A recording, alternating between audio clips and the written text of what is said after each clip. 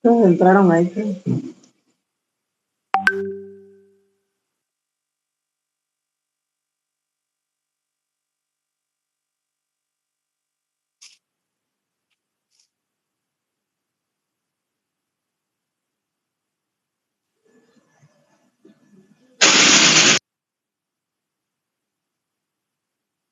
Más en la sigla.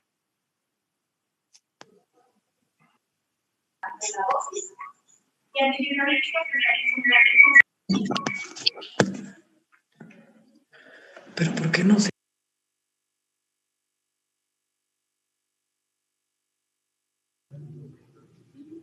Saludos, doctor Mazón. Doctor, esto es una nada más una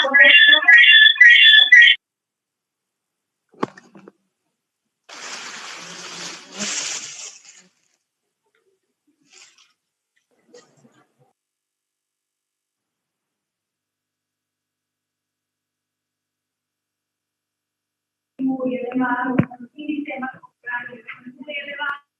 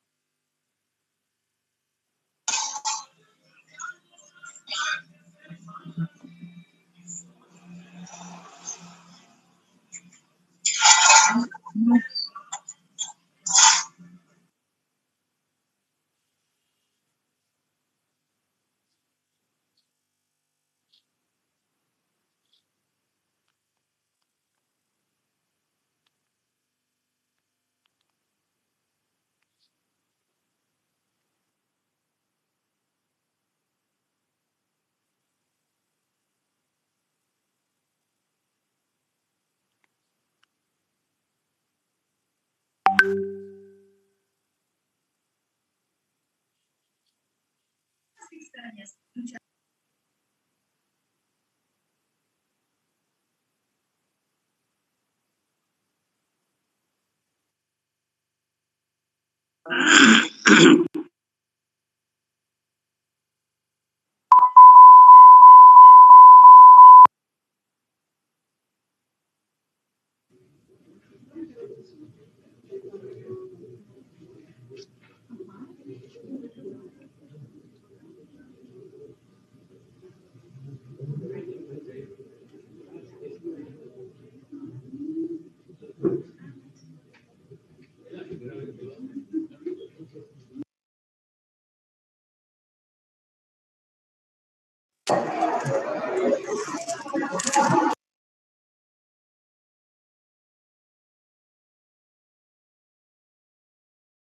Quitar mi sonido para que escuchemos bien.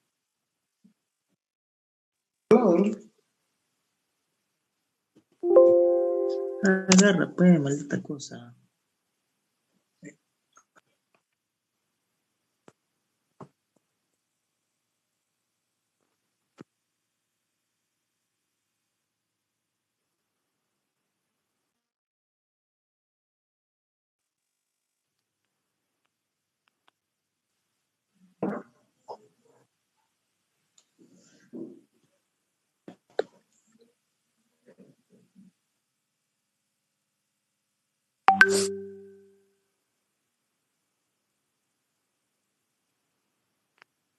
Yo no escucho nada. ¿Cómo con mi compañera?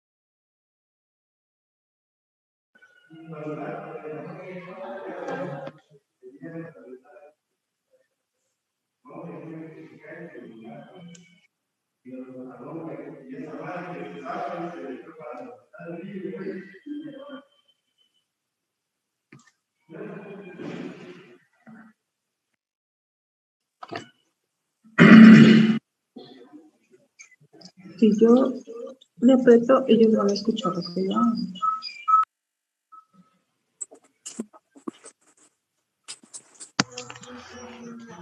Si ya inició la reunión, no se escucha el audio.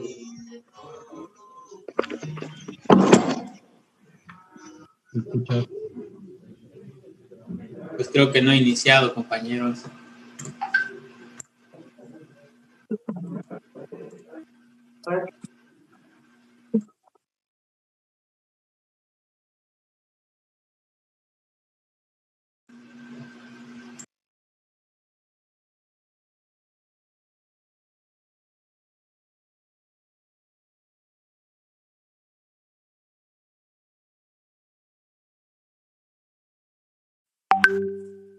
Como en posgrado. Asimismo, en la Facultad de Medicina de la Universidad de La Salle. Y por último, en la Escuela de Medicina en la Universidad Anáhuac de Oaxaca. En su producción académica ha participado como profesor y conferencista en 350 cursos de educación continua y conferencias en foros nacionales e internacionales. Como primer autor o en colaboración, ha publicado 32 artículos médicos y 30 artículos de divulgación. Es asesor de los trabajos finales para obtener el grado de especialista de residente de medicina interna y de 14 residentes de medicina familiar. Ha colaborado en 12 libros. Por último, en los reconocimientos y distinciones, por su largo currículum, nos permitiremos leer únicamente los 3 últimos, en los que destacan el premio Dr. Miguel Francisco Jiménez en el primer nivel de atención médica del Consejo de Salubridad General, que fue el 7 de abril del 2021, entregado directamente por nuestro presidente Andrés Manuel López Obrador. También obtuvo el reconocimiento al mérito universitario de la Universidad Nacional Autónoma de México en mayo del 2021. Y por último, el reconocimiento como miembro fundador del Consejo Mexicano de Certificación en Medicina Familiar, Asociación Civil, el 24 de septiembre de 2021. Y bueno, a partir de ello, sin más dilación, permito concederle el uso de la palabra al doctor Juan José Mazón Ramírez. Adelante, doctor. Muchas gracias, licenciado. Pues ya hasta me apenó con lo que leyó. Pero bueno, vamos a dar inicio a esta plática. Podemos pasar la primera diapositiva. Si ustedes se fijan, estamos señalando el título de responsabilidad profesionalidad profesionalidad profesionalidad profesionalidad profesionalidad profesionalidad profesionalidad profesionalidad profesionalidad profesionalidad profesionalidad profesionalidad profesionalidad profesionalidad profesionalidad profesionalidad profesionalidad profesional.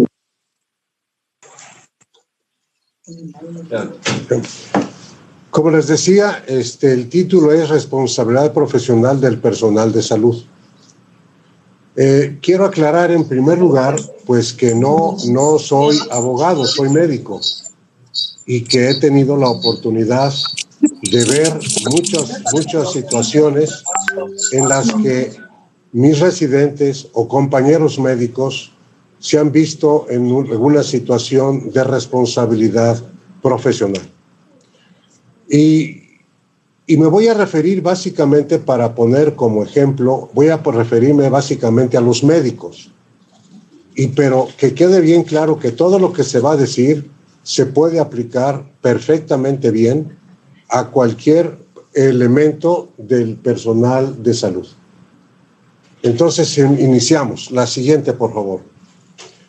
Quiero iniciar esta plática presentándoles lo que el doctor Sergio García Ramírez, investigador emérito de nuestra universidad, lo que relata en su libro que se titula Responsabilidad Penal del Médico. Ahí el doctor García Ramírez señala: asistí a una ceremonia de graduación de estudiantes en la Universidad de Columbia, allá en Nueva York. En el conjunto bullicioso destacaban dos grupos numerosos: los médicos y los abogados. En su discurso, el decano de la universidad previno a los flamantes egresados: no faltará trabajo a los abogados, lo proveerán los médicos. Esto no es más que una señal de cómo se está llevando a cabo en Estados Unidos el ejercicio de la práctica médica. La que sigue. Bueno, tenemos pues que el buen entendimiento de las realidades y posibilidades de la medicina, asociado a su desempeño escrupuloso, a la vigencia de normas jurídicas adecuadas y al buen despacho de los órganos encargados de conocer las controversias que se produzcan en este campo. Ya haré algún comentario precisamente de los órganos encargados de conocer las controversias. Hará mucho para mejorar la atención a los pacientes, que es el objetivo común e irrenunciable, y evitar situaciones como lo describió tan aleccionadoramente el decano de la Universidad de Columbia. Eso que señaló el decano de la Universidad de Columbia, pues se refleja en esto que acabamos de señalar. Lo que interesa, señala el doctor García Ramírez, es que mejore la salud de los pacientes, no que los tribunales tengan más trabajo. La que sigue. ¿De dónde provienen, pues, las características y las exigencias del régimen jurídico aplicable al cuidado de la salud? Porque sabemos nosotros que estamos de alguna manera bajo la lupa del régimen jurídico. Pero ¿de dónde provienen las características y las exigencias de este régimen jurídico que se aplica al cuidado de la salud? provienen del hecho de que estamos hablando de los bienes más preciosos del individuo. Repito, estas exigencias y estas características provienen del hecho de que estamos hablando de los bienes más preciosos del individuo, los que constituyen de alguna manera el eje en torno al que giran los derechos humanos, la vida y la salud. La vida y la salud son los derechos más preciados. Nuestra Constitución ya no les llama derechos humanos, les llama garantías individuales. En la parte, ya saben que la Constitución se divide en dos. La primera parte es la dogmática y que habla precisamente de las garantías individuales. Y ahí están consagrados estas garantías, estos derechos humanos, la vida y la salud, que repito, son los bienes más preciosos del individuo y que son precisamente de donde surge precisamente el porqué, las exigencias del régimen jurídico al cuidado de la salud. De aquí provienen pues las características y las exigencias del régimen jurídico aplicable al cuidado de la salud. Los enfermos, esto quiero señalarlo y subrayarlo, depositan en los médicos toda su confianza. De ellos se espera la solución que restablezca la salud o salve la vida. El médico, pues, dotado de ciencia y técnica, conciencia y experiencia, debe enfrentar lo que de él se espera, poniendo cuanto pueda de su parte para curar o aliviar o por lo menos consolar, como enseña la vieja consigna de nuestra profesión. Recuerden ustedes esa consigna: curar a veces, aliviar con frecuencia, consolar siempre. Si comprendemos lo anterior, se contribuye a entender por qué los enfermos esperan tanto de los médicos y por qué la sociedad y el Estado son tan exigentes con ellos. Repito, si comprendemos lo que acabamos de señalar, vamos a entender por qué los enfermos esperan tanto de los médicos y por qué la sociedad y el Estado son tan exigentes con nosotros.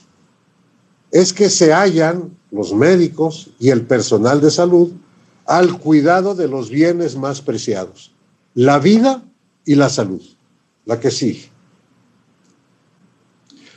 Quiero concluir esta primera parte con unas frases que señaló el doctor Jorge Carpizo, también emérito del Instituto de Investigaciones Jurídicas, excelente jurista, y que él señaló que el médico tiene encomendada la más grande tarea de las profesiones: velar por la salud de los seres humanos. Y para cumplir con esa misión, debe obrar con la diligencia y prudencia. De lo contrario, debe responder de los daños y perjuicios que ocasionas. El médico debe cumplir con esta misión de velar por la salud de los humanos con diligencia y prudencia. De lo contrario, debe responder de los daños y perjuicios que ocasionas. Si al estar en sus manos la salud, que es un bien primario de la existencia humana, se exige, pues, de él un mayor compromiso social. El hombre de hoy ya no mitifica, ya no sacraliza la profesión del médico como sucedía años atrás, sino que exige mayores conocimientos especializados y profundos. El error profesional lo considera fuente de responsabilidad. De esta manera, la responsabilidad profesional médica cobra en la actualidad una importancia hasta hace poco desconocida. Así pues, que una vez visto esto, la que sigue, entramos de lleno a nuestra plática. ¿Cuál es el objetivo? El que nosotros podamos prevenir la responsabilidad profesional del personal de salud, Repito, estoy refiriéndome ahorita al médico, pero todo se puede aplicar al personal de salud.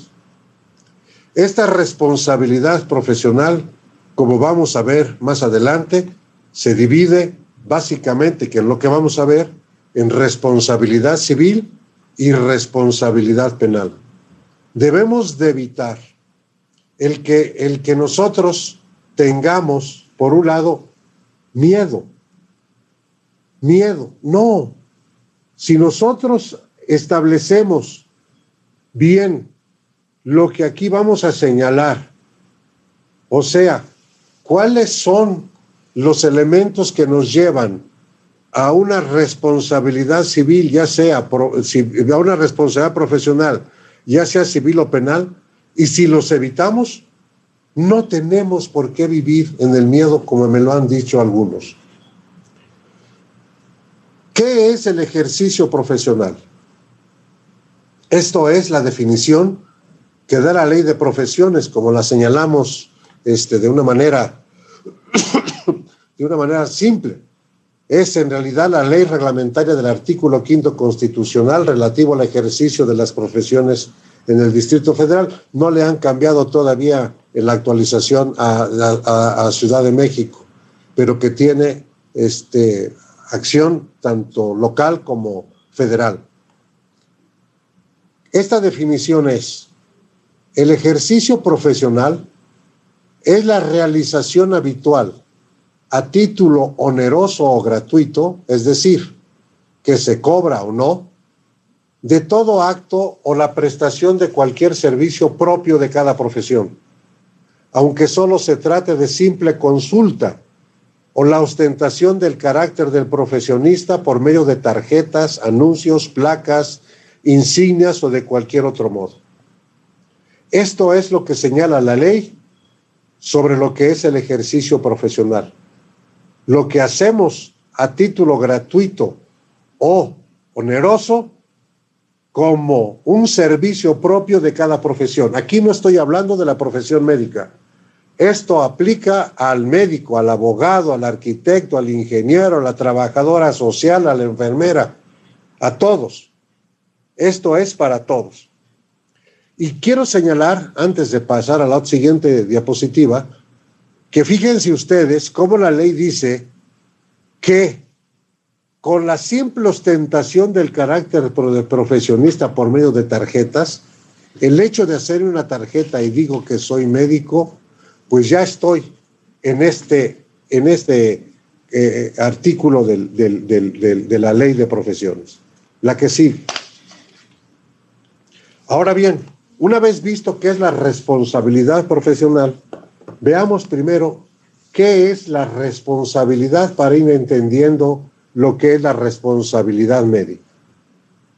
La responsabilidad, y esto lo vemos perfectamente bien del Código Civil, es la obligación que tiene toda persona de responder por los hechos o actos en que participe, cuando los mismos han sido origen de un daño en las personas o en las cosas. Y aquí les pongo una fotografía de un choque. El que pegó tiene la obligación de responder por el daño hecho a la persona o a las cosas, o sea, al otro coche. Significa de igual forma reparar, satisfacer y compensar aquel evento negativo en el curso del quehacer diario con motivo de actos, omisiones y errores, ya sean voluntarios o involuntarios. O sea, que de la responsabilidad surge la obligación de reparar, satisfacer, compensar el evento negativo. Ya sea en el curso del quehacer diario y ya sea con motivo de acto, de omisión, de error, ya sea voluntario o sea involuntario. Esto es la responsabilidad en general y la obligación que tiene cualquier ciudadano de reparar precisamente el daño. Y ya sea, repito, ya sea por un acto, una omisión, un error, o sea voluntario o involuntario. La que sigue. ¿Y qué es la responsabilidad profesional? Pues ahora se entiende bien que es la obligación que tienen de responder por sus actos o omisiones aquellos que ejercen una profesión determinada. El ingeniero, el arquitecto, el abogado, el trabajador social, la enfermera, tienen obligación de responder por sus actos o omisiones, porque que ejercen esa profesión que ellos llevan. Se refiere pues a la capacidad cualificada con que la persona realiza su vocación dentro de un trabajo elegido y que tiene un reconocimiento oficial por parte del Estado. ¿Cuál es el reconocimiento oficial de parte del Estado? Pues la cédula profesional, la que sí. Ahora bien, ¿qué es la responsabilidad profesional médica? Con todo lo anterior, habiendo visto qué es la responsabilidad profesional, concluimos bien que la responsabilidad profesional médica es la obligación que tienen los médicos de reparar y satisfacer las consecuencias de los actos, omisiones y errores, voluntarios e involuntarios incluso, dentro de ciertos límites cometidos en el ejercicio de su profesión. ¿Cuáles son estos límites? ¿Qué es lo que vamos a ver ahorita? Entonces, la responsabilidad profesional médica es la obligación que tenemos los médicos de reparar las consecuencias de los actos, omisiones y errores, ya sean voluntarios o no, cometidos en el ejercicio de nuestra profesión, la que sigue. Ahora bien, en términos generales, la obligación de responder por los daños ocasionados surge cuando se presenta alguna de las siguientes hipótesis. Repito, para cuando haya responsabilidad profesional, cuando haya obligación de responder por los daños ocasionados por cualquier profesionista, y me refiero ahorita en particular a los médicos, esta obligación surge cuando se presenta alguna de las siguientes hipótesis: negligencia, impericia o imprudencia. Esto sí les pido que se los graben, porque si nosotros actuamos y hacemos un daño por negligencia, y este daño puede ser voluntario o involuntario, si nosotros ocasionamos un daño a nuestro paciente por negligencia, por impericia o imprudencia, tenemos la obligación de responder por ese daño ocasionado. La que sí. ¿Qué es la negligencia? La negligencia es el incumplimiento de los elementales principios inherentes al arte o profesión. Y esto que sigue creo que hace que quede muy claro. Sabiendo lo que debo hacer, no lo hago, o sabiendo lo que no debo hacer, lo hago. Esa es la negligencia. A mí me cuesta mucho trabajo pensar que un médico cometa un daño por negligencia, porque si comete un daño por negligencia, lo comete sabiendo que no debe de hacer algo y lo hace, o sabiendo que no lo debe de hacer y lo hace. Voy a poner un ejemplo, pero no voy a poner ejemplos médicos para no meternos a herir susceptibilidad. Voy a tomar otras profesiones que al fin no están. Tenemos nosotros el caso de que alguien de ustedes le dice al ingeniero: oye, pues quiero hacer mi casa, pero quiero que sepas que mi casa en la planta baja va a estar la sala, va a estar el comedor, en la siguiente planta va a estar las recámaras, en la siguiente planta va a estar la biblioteca, y en la azotea quiero que esté una parrilla para que vengan mis amigos médicos, vengan las enfermeras, vengan los camilleros, porque voy a hacer una carne asada. Entonces el ingeniero le queda claro que debe de tener en cuenta que al hacer la casa, pues, va a tener él, al hablar de negligencia, tener cuidado por varias cosas. Por ejemplo, al echar el colado, echa el colado y entonces quita la cimbra días después, porque es un ingeniero muy requerido, tiene mucho trabajo y necesita la cimbra.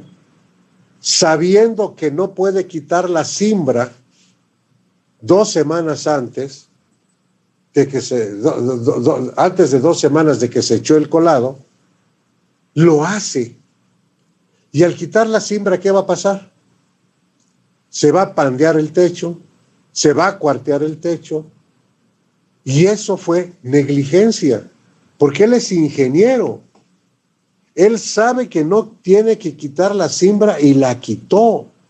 Sabe que debe que dejar la cimbra hasta que cuaje precisamente el cemento. Y lo hizo. Esa es la negligencia. Sabiendo que lo que debo de hacer lo hago, o sabiendo lo que no debo de hacer y lo hago. La que sigue. La impericia. Es la falta de conocimientos técnicos básicos e indispensables que se deben tener obligatoriamente. Ahora bien, el ingeniero debe de saber de diseño estructural. Si le dijeron que la casa va a tener varias plantas, entonces en el diseño estructural que él tiene obligación de tener por ser ingeniero, es un conocimiento que obligatoriamente debe de poseer. Con el conocimiento del diseño estructural, él debe de garantizar la estabilidad estructural a través de la selección y el diseño correctos de los materiales. Y entonces él, al hacer las columnas, con el número de niveles que va a tener el edificio, no sabe calcular. Y en lugar de poner la varilla en el muro de 1,5 pulgadas, pone de 1 pulgada. ¿Qué va a pasar cuando estemos todos en la azotea, en la carne asada? Pues que se va a caer. ¿Qué va a pasar con un temblor? Pues que se va a caer. ¿Por qué? Porque no está garantizando con sus conocimientos, al hacer el diseño estructural, la estabilidad y la resistencia y la rigidez estructurales. No posee el conocimiento técnico básico indispensable que debe de tener obligatoriamente por ser ingeniero. La que sigue. Y por último, la imprudencia. ¿Qué es la imprudencia? Es afrontar un riesgo sin haber tomado las debidas precauciones para evitarlo, procediendo con apresuramiento innecesario, sin detenerse a pensar los inconvenientes que resultarán de esa acción o omisión. Cuando una doctora se despide de esa abuelita, abuelita, ya me voy a trabajar, y la abuelita le dice, Blanquita, te cruza la calle con prudencia. ¿Qué le está diciendo la abuelita? Que voltee para ver si no viene un tráiler y que la pueda atropellar. O sea, que valore el riesgo para evitar precisamente las consecuencias de un procedimiento apresurado. Entonces, si Blanquita se pasa sin voltear, sin darse en cuenta, con imprudencia pasa el tráiler y la atropella. Entonces, la imprudencia es afrontar riesgos sin tomar debidas precauciones. La que sigue. Ahora bien, la negligencia, que es hacer lo que no se debe de hacer o no hacer lo que se debe de hacer, La impericia, que es no poseer los conocimientos básicos, elementales, que obligatoriamente debe de tener el profesionista, y la imprudencia, el no valorar el riesgo para evitar el daño, la negligencia, la impericia y la imprudencia en el ejercicio profesional de la medicina y del resto de las profesiones, pueden dar lugar a diversos tipos de responsabilidad. Responsabilidad administrativa, responsabilidad civil o responsabilidad penal. Solamente hablaré de la responsabilidad civil y de la responsabilidad penal. ¿Cómo caemos nosotros en responsabilidad civil? La que sigue. Bueno, antes, cuando el médico en el ejercicio de su actividad profesional cause un resultado negativo en la salud de algún paciente, en ese momento surge la obligación de responder civil, administrativa o penalmente por el daño producido, y qué es lo que vamos a ver más adelante. Y vean ustedes, nada más un ejemplo. ¿Qué es lo que hace? Voy a hablar del cirujano. ¿Qué es lo que hace el cirujano cuando va ya a hacer su cirugía? La enfermera le dice, tenemos la cuenta de tantas gasas, tenemos la cuenta de tantas pinzas. Perfecto, empezamos. Hace la cirugía, ya va a cerrar y le dice, cuenta de gasas, tenemos el número de gasas que le dije, perfecto. ¿Cuántas pinzas tenemos? Nos falta una, doctor. A ver, búsquela. Pues no aparecen. Bueno, ya aparecerá, y cierra. Y ahí se quedó la pinza. ¿De esto qué habla? Pues de negligencia. Sabiendo que no debe de cerrar si no tiene la cuenta completa, cierra. Eso es negligencia. Y el daño que se le ocasiona a este paciente, pues es un daño que genera una responsabilidad. Y el médico tiene la obligación, pues, de que a esa responsabilidad, pues entonces, pues darle una respuesta. Y esa respuesta va a ser en el orden civil, o en el orden administrativo, o en el orden penal, por ese daño producido, y es lo que vamos a ver. La que sigue. ¿Cuándo surge la responsabilidad civil? La responsabilidad civil acontece cuando se causa daño a un paciente con motivo del error médico, su falta de conocimientos o peor aún su negligencia. Cuando nosotros actuamos por negligencia, impericia e imprudencia y causamos un daño, entonces ahí se da la responsabilidad civil, porque causamos un daño. La que sigue. Ahora bien, si nosotros por negligencia, por impericia o por imprudencia causamos un daño, se da una controversia entre el paciente y el médico.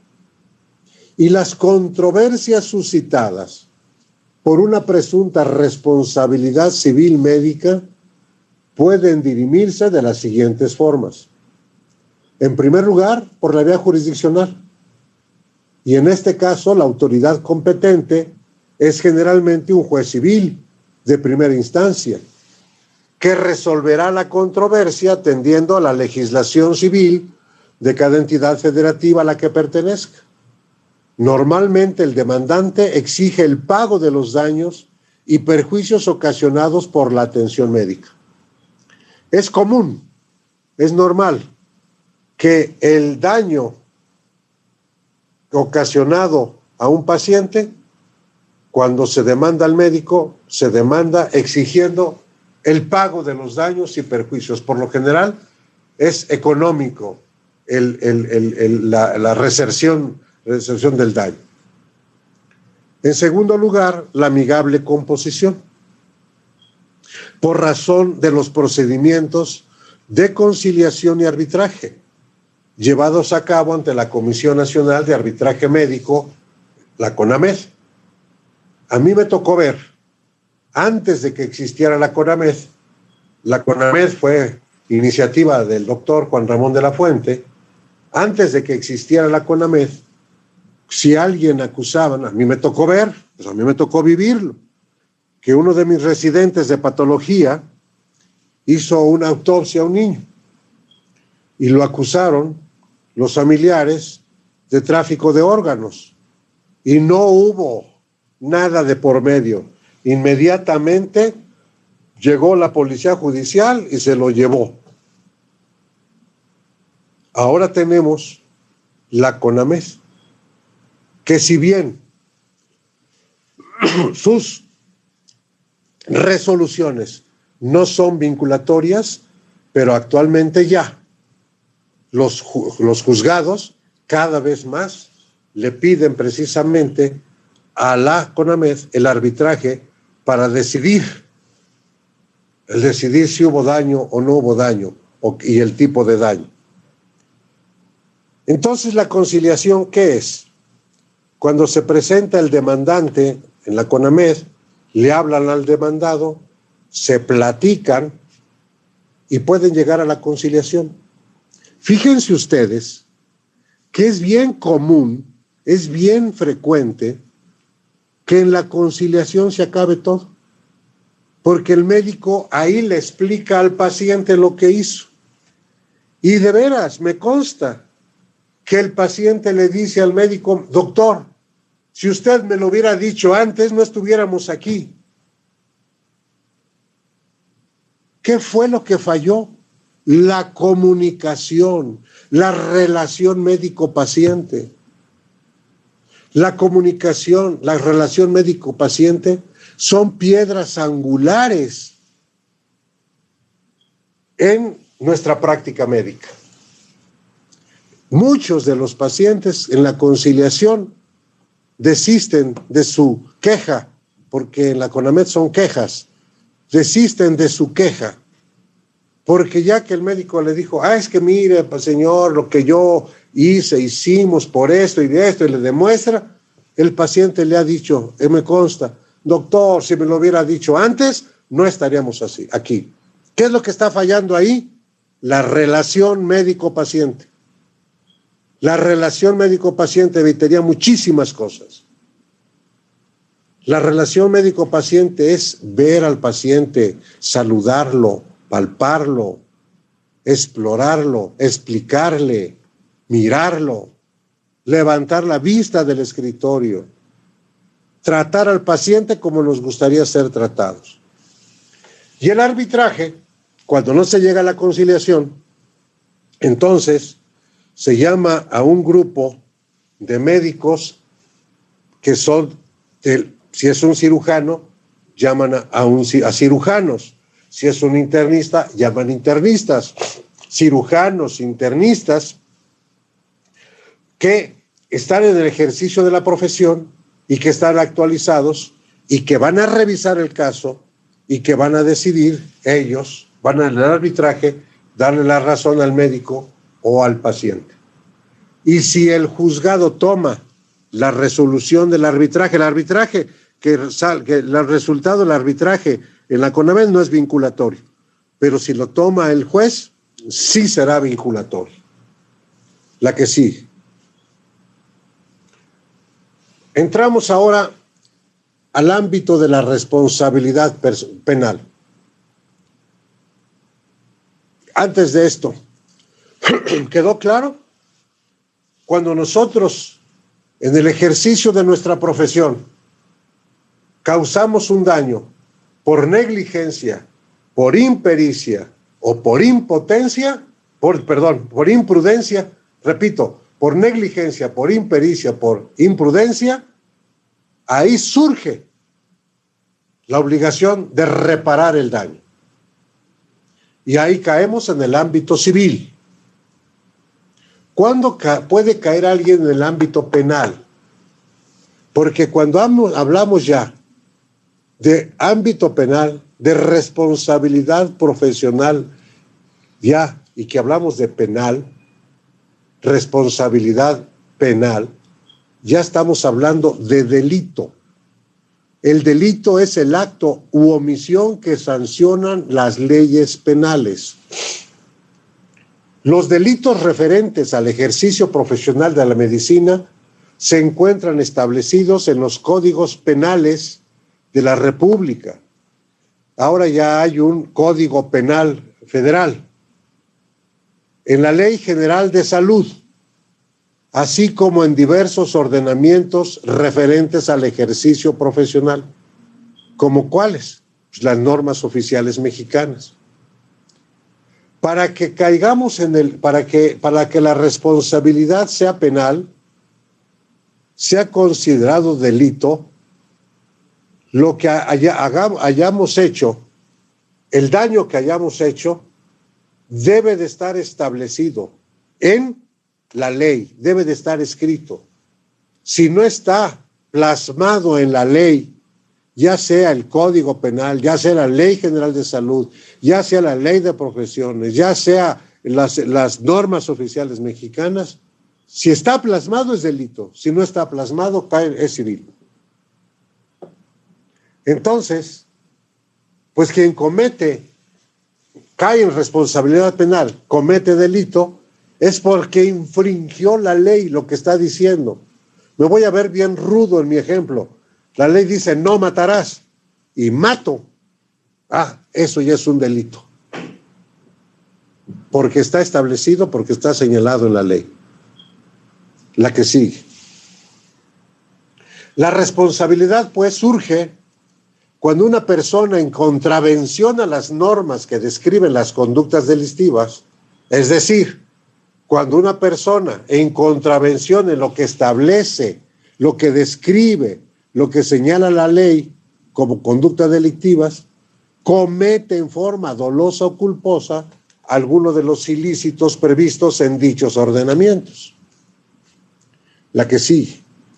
Antes de al anterior. Ahorita, un ejemplo. Anestesia. La norma oficial mexicana dice que debe de haber un carro rojo por tantos X números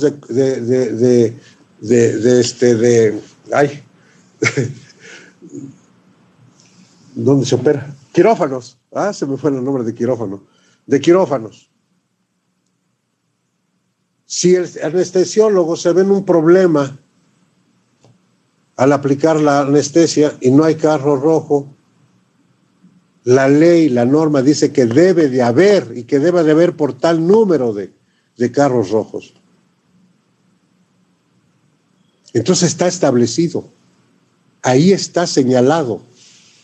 Claro, no es el momento de hablar de esto, pero no olvidemos que también hay responsabilidad institucional.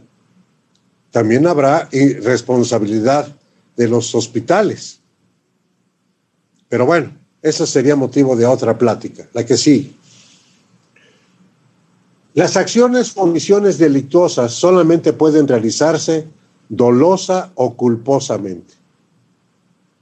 Si nosotros hacemos una acción o una omisión delictuosa, es decir, que está señalada, que está establecida en la ley, solamente pueden ser dolosas o culposas. ¿Quién obra dolosamente? El que, conociendo los elementos de tipo penal, el que, conociendo que está establecido o previendo como posible resultado típico, quiere y acepta la realización del hecho descrito por la ley. Esto sí cuesta mucho trabajo creerlo. Realizar un daño sabiendo o previendo que es elementos de tipo penal porque está en la ley. Y además quiero y acepto la realización del hecho descrito por la ley. O sea, causa el daño a propósito, dolosamente. Y obra culposamente el que produce el resultado típico que no previó siendo previsible o previó confiado en que no se produciría. en virtud de la violación de un deber de cuidado que podía observar según las circunstancias y condiciones personales. Aquí no previó, a pesar de que es algo establecido en la ley. La que sigue. Bueno, la anterior, a ver. Entonces, un daño, resumiendo,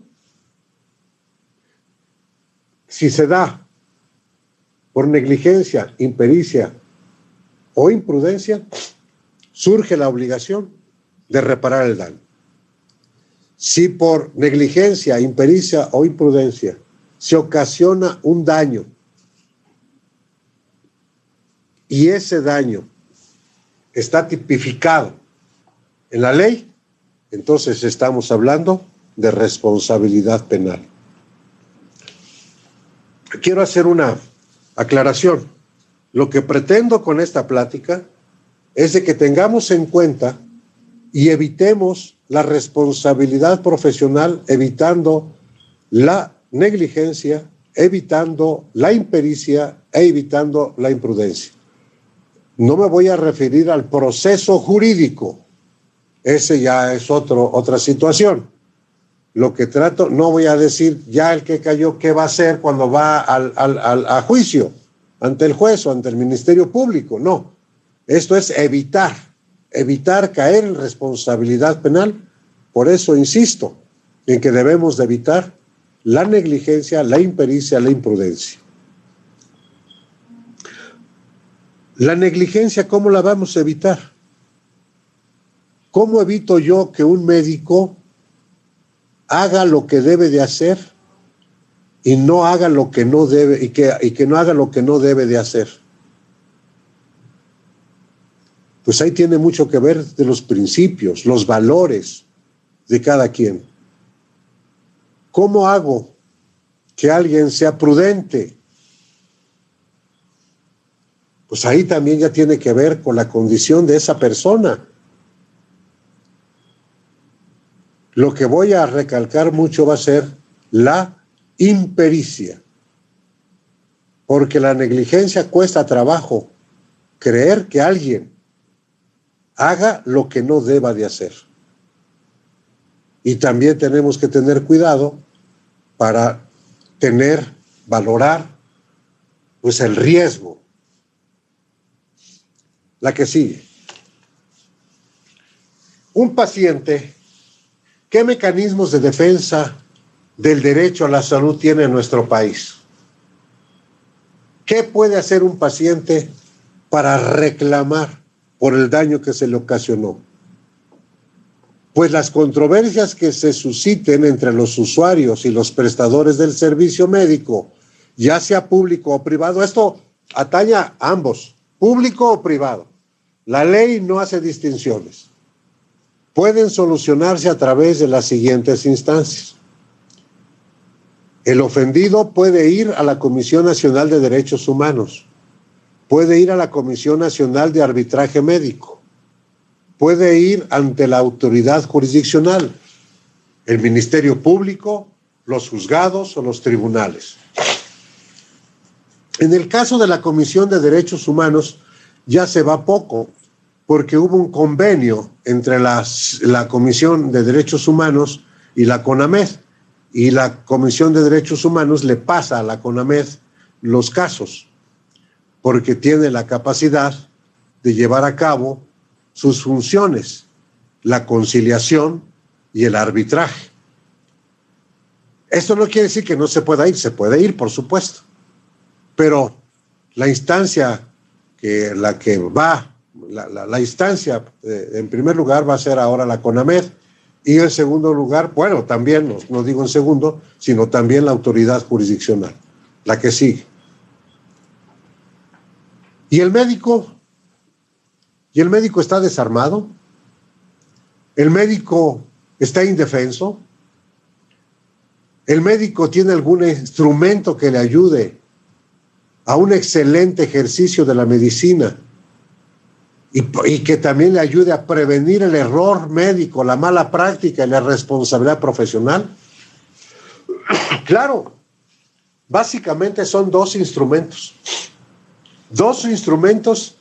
con los cuales nosotros prevenimos el error, prevenimos la mala práctica y prevenimos el objeto de esta plática, la responsabilidad profesional, que puede ser civil o penal.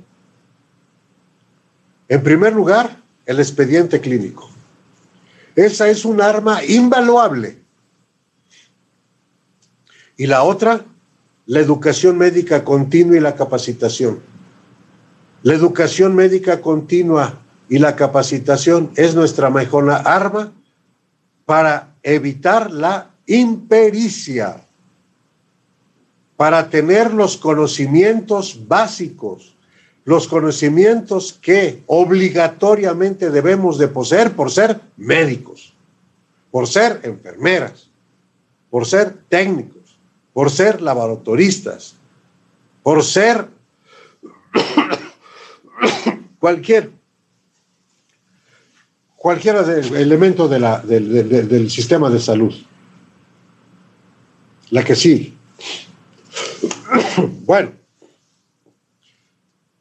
el expediente clínico sería motivo de toda una plática. Solo me referiré a algunas cápsulas que nos hagan ver la importancia del expediente clínico como un instrumento para evitar la responsabilidad profesional. En primer lugar, el expediente clínico es una herramienta de uso obligatorio para el personal del área de la salud, tanto de los sectores público, social y privado, o sea, de todo el Sistema Nacional de Salud. No olvidemos que el Sistema Nacional de Salud está integrado por el sector público, por el sector social y por el sector privado. Esta herramienta, el expediente clínico, es de uso obligatorio para quien esté en cualquiera de los tres sectores que conforman el Sistema Nacional de Salud. Requiere de la participación comprometida de médicos, enfermeras y demás personal del área de la salud para brindar una atención más oportuna, responsable y eficiente y amable. Es el instrumento de gran relevancia para la materialización del derecho a la protección de la salud. ¿De dónde tomé esto? De la norma oficial mexicana del expediente clínico. Mi recomendación es que lean la norma oficial mexicana, que la conozcan, porque ese es el instrumento básico, uno de los instrumentos básicos para evitar precisamente en caer en responsabilidad profesional. La que sigue. Vean ustedes, cuando yo era estudiante, nos decían cuáles son las funciones del expediente clínico y nosotros contestábamos, las funciones son 3, la atención médica, la docencia y la investigación. Eso fue en mis tiempos. Actualmente la norma oficial mexicana del expediente clínico permite los siguientes usos. El médico, por supuesto, y en segundo lugar, el jurídico.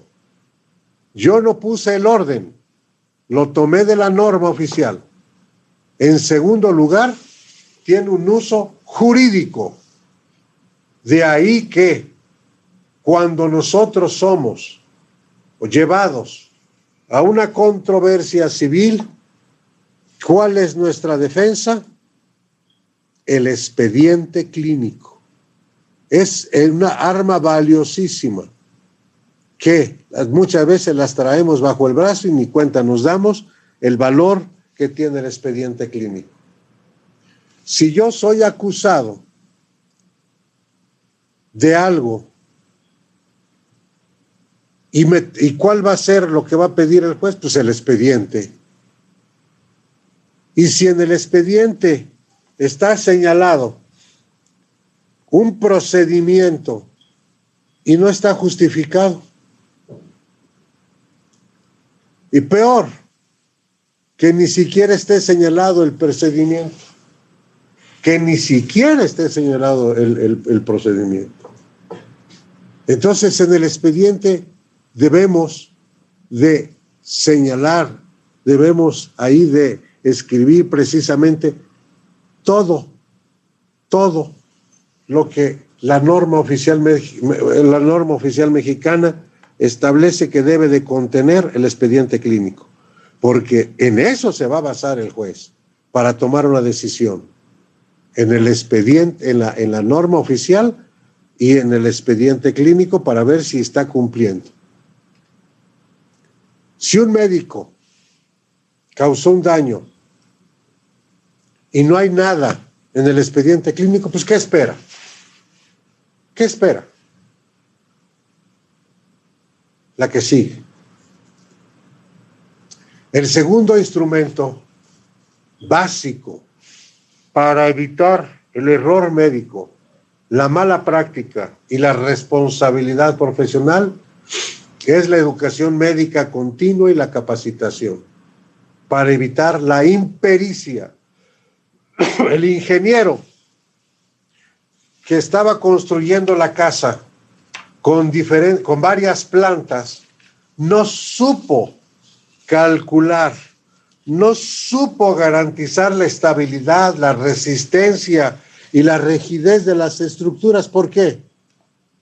Porque no sabía de diseño estructural.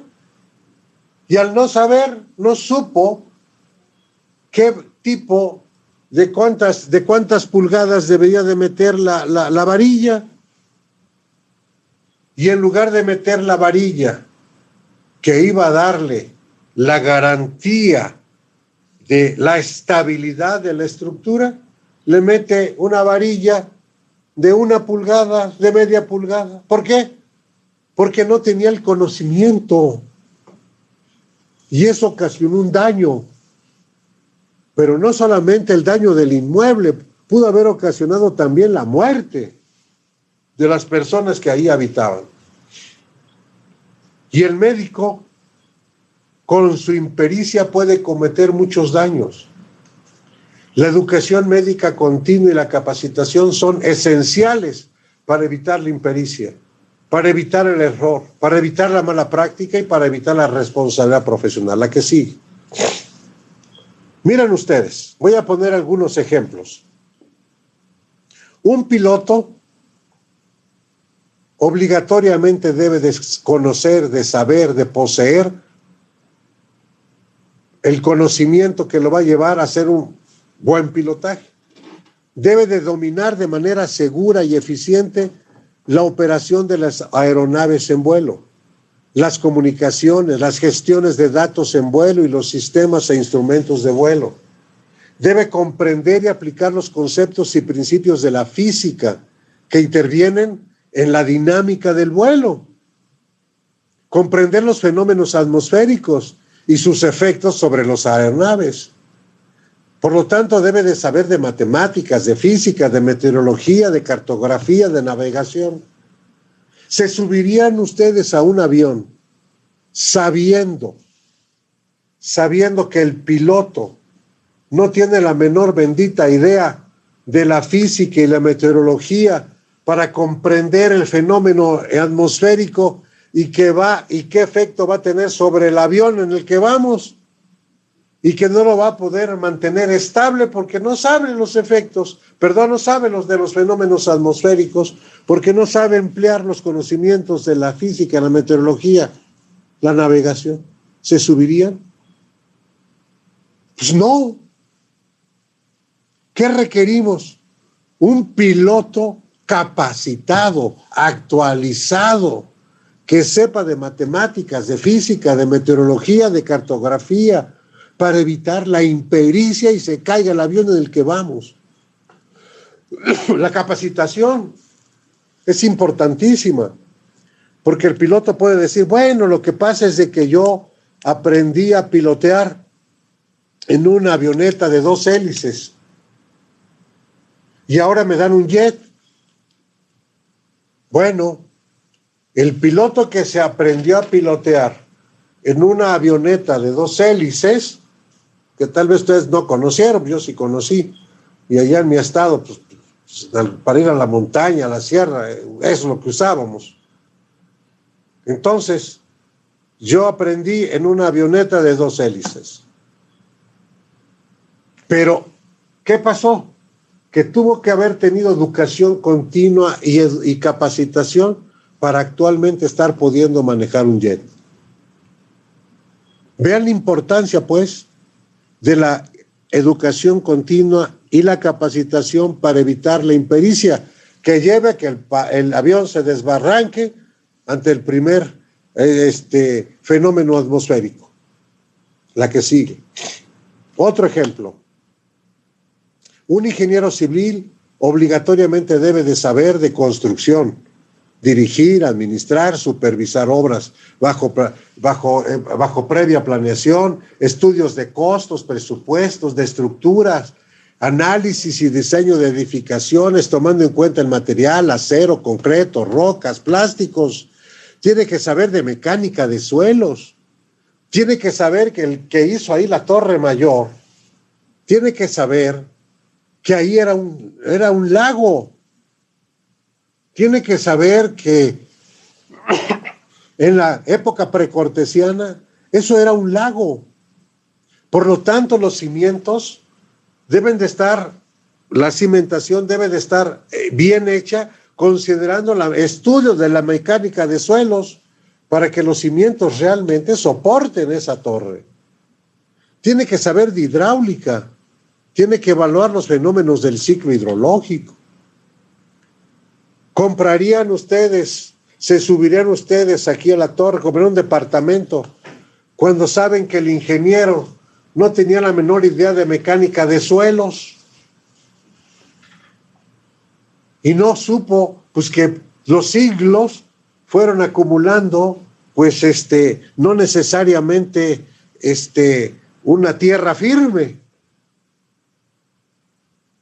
¿Se subirían, comprarían ustedes ahí un lugar cuando saben que el ingeniero no sabía de diseño estructural y que las varillas que le metió a los muros tienen unas pulgadas mucho inferiores a las que debería de tener para garantizar precisamente la estabilidad estructural? Pues no. Entonces es importantísimo que el ingeniero posea los conocimientos que obligatoria debe de tener por ser ingeniero civil, y así evita la impericia. La que sigue. ¿Y el médico? ¿El médico debe de actualizarse? O no, yo soy médico, no necesito. Yo soy un fregón. ¿Debe capacitarse? ¿Es suficiente el conocimiento adquirido durante la carrera de médico cirujano? ¿O debe de estarse capacitando para evitar la impericia en el manejo de los pacientes? La que sigue. Un ejemplo. Cuando yo era estudiante, pues no teníamos gran cosa. Sabíamos perfectamente bien que la hipertensión arterial, sus factores, por un lado, era el sistema renina-angiotensina-aldosterona. Sabíamos perfectamente que la renina provocaba que se diera la angiotensina 1, venía la enzima convertidora y a la angiotensina 2, y de ahí pasaba a la aldosterona. ¿Y por qué se da la angiotensina? Digo, perdón, la renina. Pues no sabíamos. Y no teníamos nada para evitar que la renina subiera y provocara el ciclo renina-angiotensina-aldosterona. Lo que teníamos nosotros, acababan de pasar los diuréticos de ASA, ya teníamos las tiacidas, ya teníamos nosotros los betabloqueadores, pero hasta ahí los calcioantagonistas, los vasodilatadores que nos daban muchísimos problemas. ¿Qué dirían ustedes si alguno de ustedes me llevara a consulta a su abuelita por hipertensión arterial y yo todavía la estuviera manejando con diuréticos de ASA?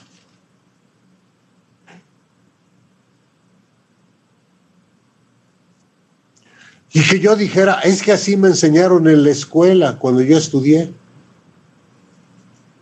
Cuando hemos visto la gran evolución que ha habido en medicamentos. Cuando sabemos, por ejemplo, que los diuréticos de ASA son excelentes diuréticos, efecto diurético, pero su efecto hipotensor es muy pobre. Después nos dimos cuenta que las tiazidas tienen un efecto, pues ¿por qué? Además el diurético, el efecto diurético de los diuréticos de ASA, acuérdense que tenía una vida media corta, teníamos que estarle dando al paciente cada 6 horas el medicamento y haciéndola orinar todo el día, y el efecto hipotensor muy pobre, ni bajaba o bajaba muy poco la presión. Después nos dimos cuenta que las tiazidas tienen un efecto diurético menor, pero tiene un efecto hipotensor bárbaro, muy bueno, que lo seguimos usando. Yo lo sé desde que estábamos estudiantes, dejamos aquellos y seguimos usando las tiazidas. Pero las seguimos usando en combinaciones con otros hipotensores. ¿Qué pasaría si yo no hubiera seguido estudiando? Si no me hubiera capacitado, seguiría tratando a los pacientes con diuréticos de ASA. ¿Qué dirían si yo le estuviera dando eso a su abuelita? Pues me mandan mucho al caramba, por incompetente. La que sigue. ¿Cuáles son las recomendaciones de la CONAMED para prevenir el error médico, la mala práctica y la responsabilidad profesional? En primer lugar, el color rojo yo lo puse. Alto nivel de competencia y actualización. Alto nivel de competencia y actualización. ¿Y cómo se da esto? Pues estudiando, capacitándose, con la práctica. Cumplir los requisitos normativos para el ejercicio profesional, el título, la cédula, en el caso de las especialidades, la cédula de especialista, en fin, la certificación. La certificación, por desgracia, no es obligatoria, pero debería ser obligatoria tanto para médicos generales como especialistas. Los médicos generales se certifican a través de la CONAMEGE y los médicos especialistas se certifican a través por los consejos de certificación de sus especialidades, que si mal no recuerdo en este momento son como 46. Otorgar atención médica integral, oportuna, competente, segura y respetuosa. Tratar al paciente como me gustaría ser tratado yo. Tratar al paciente como me gustaría que fuera tratada mi mamá, mi esposa, mi hijo. Oportuna. La prevención es importantísima. De aquí surgen muchísimos temas que pues, se podrían tratar después. La competencia profesional se sustenta. ¿En qué se sustenta la competencia profesional? Decíamos allá arriba, en el primero, alto nivel de competencia. ¿En qué se sustenta la competencia?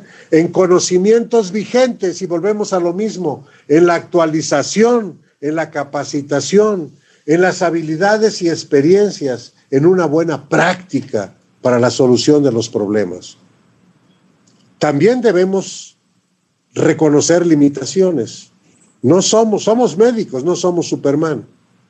Debemos reconocer que tenemos limitaciones y que debemos de referir al paciente oportuna y adecuadamente. Esto no minimiza a nadie. ¿A poco el cirujano se ve menos cuando le dice al internista, haz la valoración preoperatoria? No, por favor. ¿Y aquel la hace? ¿Y cuál fue el problema? ¿Cuál fue el problema? Y así podemos dar muchísimos ejemplos. Reconocer nuestras limitaciones. Decisiones basadas en evidencias. El estudio nos debe de llevar a la evidencia, a la ciencia, lo que está comprobado científicamente. Aplicar medidas de seguridad y prevenir riesgos a los pacientes. La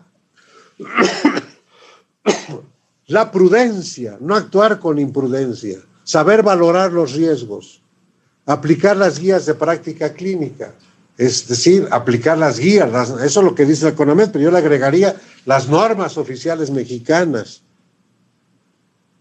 Elaborar un expediente clínico completo y vuelvo al expediente a cada paciente acorde con la normativa. ¿Cuál es la normativa? Pues la norma oficial. Repito, compañeros, si el expediente no tiene nada, estamos perdidos. Tenemos, como dice el punto 10, justificar las decisiones tomadas en el expediente clínico. Si hacemos todo esto y si conocemos nosotros cuáles son los elementos que nos llevan a una responsabilidad profesional, y estos elementos son la negligencia, la impericia y la imprudencia, podemos ejercer nuestra profesión. Uno, con una capacidad y una actualización adecuadas, con decisiones basadas en evidencias, con humanismo y con un expediente clínico adecuado. ¿Cuál es el problema? La que sigue. A manera de conclusión, es destino fatal y maravilloso de todo médico ser un perpetuo estudiante. No dejamos de ser estudiantes cuando nos dieron el título de médico cirujano. Nuestro destino es fatal, sí, pero también maravilloso. Y este destino fatal y maravilloso es ser perpetuo estudiante. La educación médica tiene que ser continua y el mejor libro de medicina está constituido por los pacientes. El médico debe querer al enfermo, respetarlo como a un igual, sin agredir nunca su dignidad. Debe de intentar comprenderlo. Podrá no estar de acuerdo con él en sus ideas y sus acciones, pero somos médicos. Debemos de evitar ponernos en el lugar del juez, del policía o del sacerdote. Somos médicos. Imagínense, llega un paciente a mi consultorio. A ver, señor, a ver, don Pancho, ¿qué pasa? Mire, su glucosa es de 300. Oiga, don Pancho, ¿y a qué equipo le va? A la América. Pues, ¿cómo le va a bajar el azúcar? Si le va a la América, le debe de ir a los Pumas y le baja. No, no va por ahí, no somos jueces, no somos policías, no somos sacerdotes, somos médicos. No debemos de juzgarlos, podemos no estar de acuerdo con ellos en sus ideas y hasta el partido, al equipo que le van y en sus acciones. Y los debemos de tratar con respeto, los debemos de querer, tratarlos como un igual, sin agredir nunca su dignidad. La que sigue. Termino con esta diapositiva. El mayor daño que se le puede ocasionar a un paciente es no estudiar. Solamente estudiando perpetuamente es como podemos evitar nosotros la impericia y adicionalmente la negligencia y la imprudencia. Puse esa fotografía que me gusta mucho. Se llama El Doctor. Fue hecha en 1891. Vean ustedes ahí al médico viendo al niño con una cama improvisada por 2 sillas y hasta el fondo apenas se logra ver al papá y la mamá. El papá era un pintor. El niño murió al año de edad y murió de tuberculosis y murió en la noche de Navidad. Noche de Navidad, 1 año por tuberculosis. Esta pintura se hizo en 1891. Es decir, cuando murió este niño, murió antes de que tuviéramos los antifímicos. ¿Y por qué el papá, que era el pintor, hace este cuadro? Este cuadro de este pintor lo hace como un homenaje, rinde un homenaje a la profesión médica, rinde un homenaje a los desvelos, al cuidado que tuvo este doctor. Se le murió el niño, pues que no tenía con qué curarlo. Se muere el niño, pero en agradecimiento, en homenaje al médico, precisamente por su dedicación, por su profesionalismo, por su humanismo, por su cuidado, hizo este cuadro. Concluyo, el mayor daño que se le puede ocasionar a un paciente es no estudiar. Muchas gracias. Muchas gracias, doctor Juan José.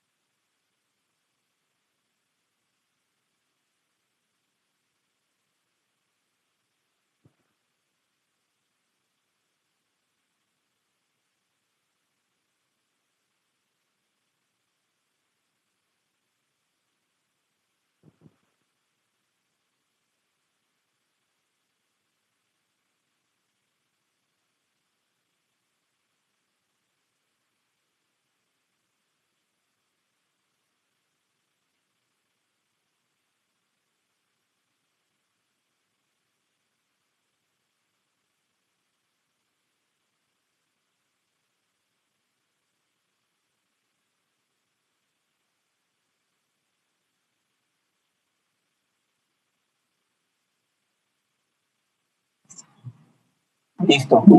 Retomamos.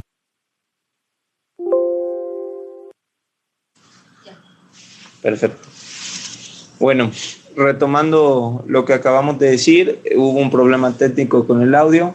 El doctor Mazón mencionaba la educación continua para todo el personal de salud como una parte esencial de la profesión, por lo cual les recordamos registrarse en nuestra plataforma CIESAVI con el fin de que puedan capacitarse.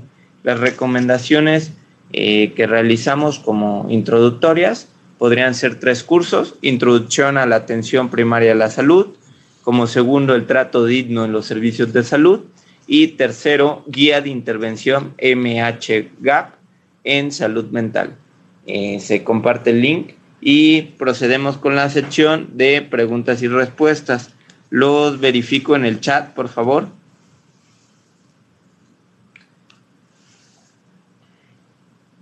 Comenta María Asunción Vázquez Mojica: excelente tema, bien expuesto y bien explicado.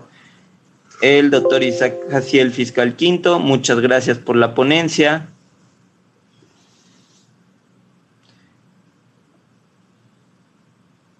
Preguntas y respuestas para este tema, por favor. Excelente tema, sin gran duda.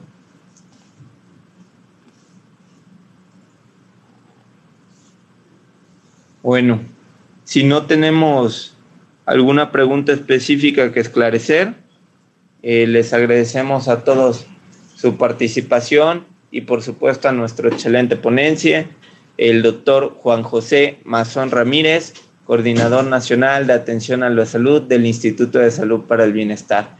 La doctora Berenice comenta que es un tema muy entendible. Sí, no abren el micrófono. A ver si quieren, a ver si se puede. Ok, puede aperturar el micrófono las 2 personas que levantaron la mano en esta plataforma: Mauricio Reyes Lázaro y Rosendo Avedaño López, que están en la parte de hasta arriba. Solicitar la reactivación a la derecha. Buen día. Listo. Adelante, Rosendo. Buen día, ¿me escuchan? Sí. Sí. Buenos días, colegas. Soy médico cirujano, pero también con 20 años de experiencia en el área forense. Me desempeñé realizando todo lo que es relativo al área médico forense. Tuve en mis manos muchos casos de responsabilidad médico profesional Y dentro de las conclusiones que pudimos tener en esta área, se escucha un micrófono ahí, está abierto aparte. Pero bueno, voy a continuar. Fue precisamente la responsabilidad del Estado.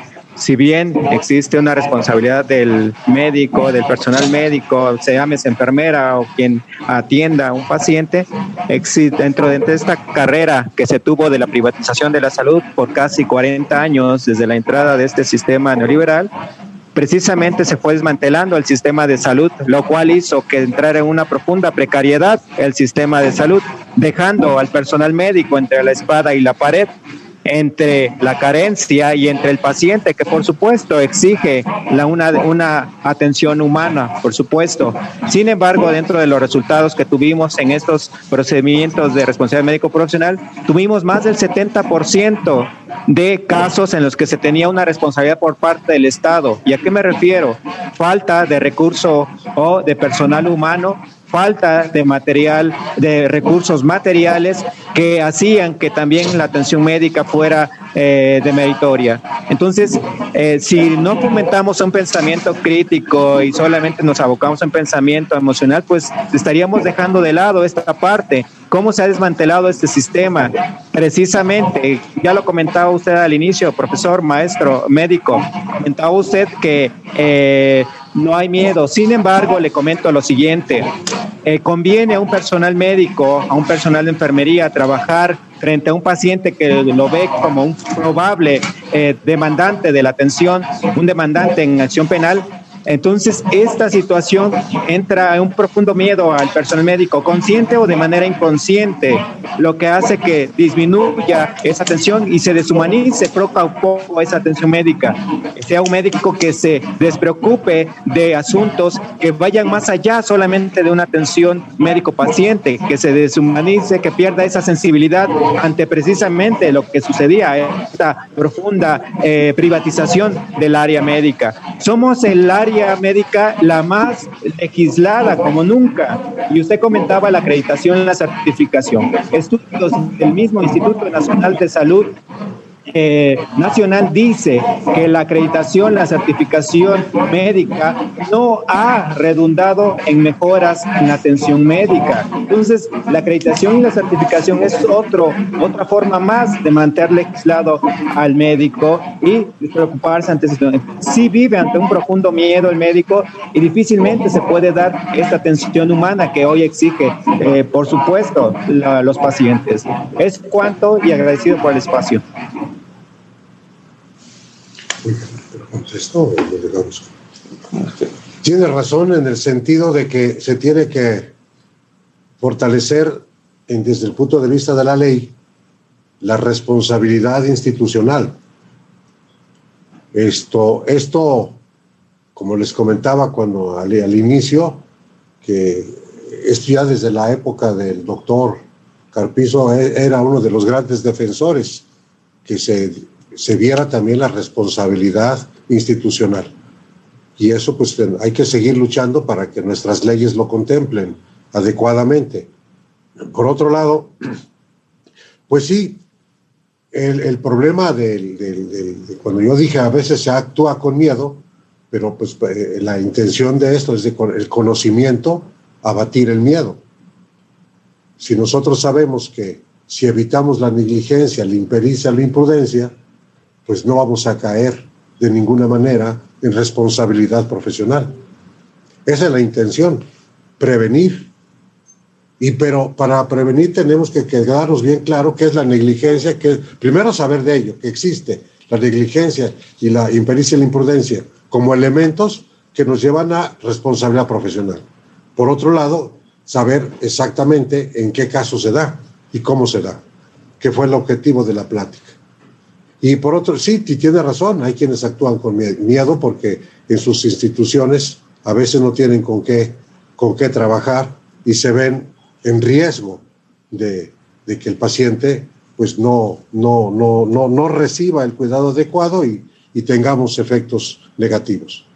En cuanto a la certificación, no escuché exactamente qué palabra dijo, pero la certificación es pues si fuera obligatoria, nos llevaría a que todos tuviéramos que estudiar para estar presentando exámenes cada 5 años. Y esto es una forma, podríamos decir, si usted quiere, media obligatoria, pero tendríamos que hacerlo. Yo sí soy convencido de la certificación y de la recertificación, porque eso nos está llevando a actualizarnos constantemente. Yo me certifiqué y llevo, pues por mi edad, ya llevo algo así como 6 o 7 recertificaciones. Y pues lo hago con mucho gusto, porque eso me obliga, de alguna manera, a estar, pues, estudiando, leyendo, y a pesar de eso, sigo siendo un perpetuo estudiante. ¿Qué es lo que nos va a garantizar evitar la impericia? Y tiene razón. Usted vio en su trabajo como forense muchas acciones en las que, o muchos casos en los que, pues sí, no solamente era responsabilidad del médico, sino institucional. Eso es un pendiente en nuestras leyes. Muchísimas gracias, doctor Mazón. Agradecemos la participación de todos los